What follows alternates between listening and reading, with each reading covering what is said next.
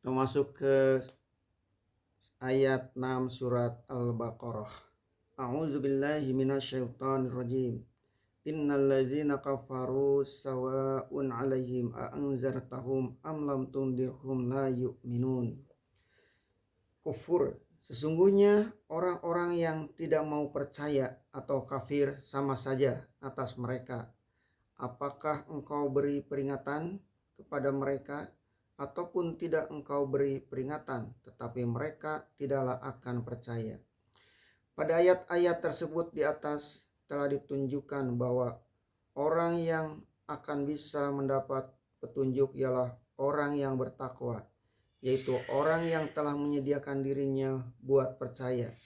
Dia telah membuka hatinya untuk menerima petunjuk itu, sehingga selangkah demi selangkah, sesarat demi sesarat dapat mereka penuhi sehingga akhirnya beroleh untuk meneruskan dengan amal.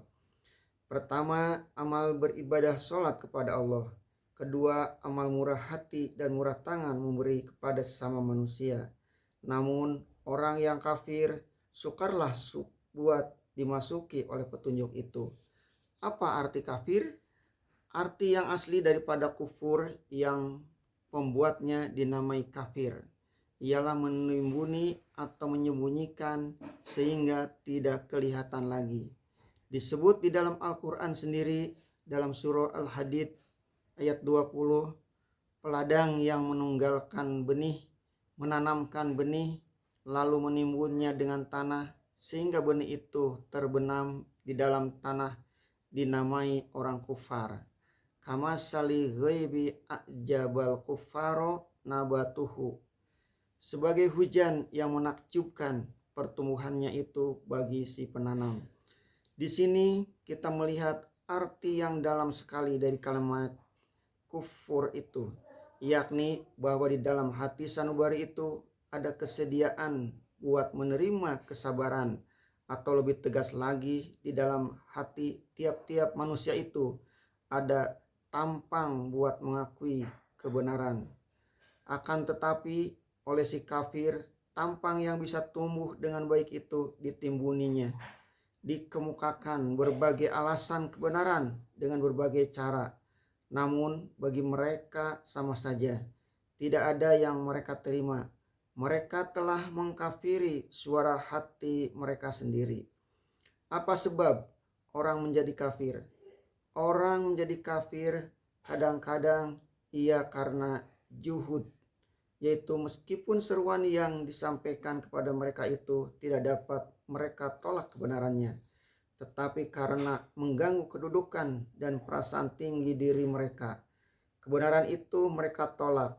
Banyak pemuka Quraisy di Mekah tidak mau menerima peringatan Nabi Muhammad SAW, melarang mereka menyembah berhala atau memakan riba, karena keduanya itu amat bertali dengan kedudukan mereka.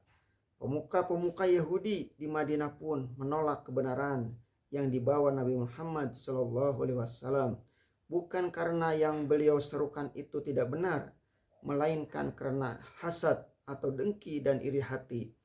Mengapa seorang Arab mengakui diri menjadi Rasul Allah, padahal Nabi dan Rasul itu hendaklah dari Bani Israel.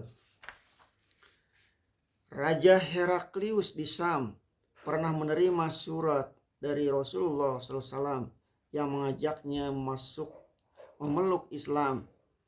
Karena pandainya utusan yang membawa surat, hatinya menerima, bahkan tidak ada sikap yang menentang. Namun setelah dikajinya lebih mendalam, kalau sekiranya dia masuk Islam, artinya kedudukannya sebagai raja akan terancam, karena dibantah keras oleh pendeta dan orang-orang besar kerajaan.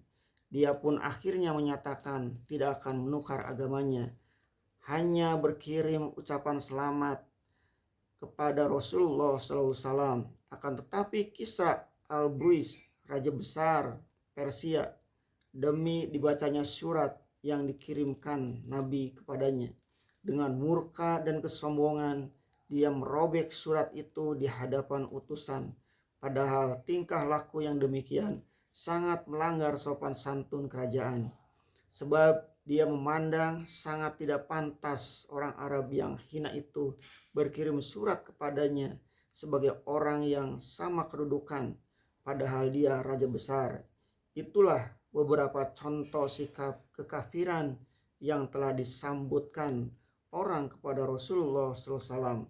Maka orang-orang yang seperti demikian sama sajalah bagi mereka. Apakah Nabi Muhammad SAW menyampaikan peringatan kepada mereka ataupun tidak memberikan peringatan, tetapi mereka tidak hendak percaya.